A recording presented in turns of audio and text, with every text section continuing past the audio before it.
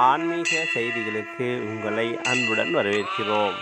6ஆம் நாள் வைகுண்ட ஏகாதேசி பெருவிழாவை முன்னிட்டு திருச்சி ஸ்ரீரங்கம் பகல்பத்து உற்சவம் சிறப்பாக நடைபெற்று வருகிறது. ஸ்ரீ ராமானுஜர், ஸ்ரீ பெரியாழ்வார், ஸ்ரீ திருமங்கையாழ்வார் ஆகியோர் மூலஸ்தானத்தின் வழியே பக்தர்களுடன் நம்பெருமாளுக்காக காத்திருக்க மூலஸ்தானத்தில் வெளியே வந்தார் நம்பெருமாள். ஆபரணங்களுடன் ஸ்ரீரங்க விமான பதக்கம் ஆகியவற்றோடு காசு மாலை பூட்டி மாலைகளோடு அழகாக அலங்கரித்திருந்தனர்.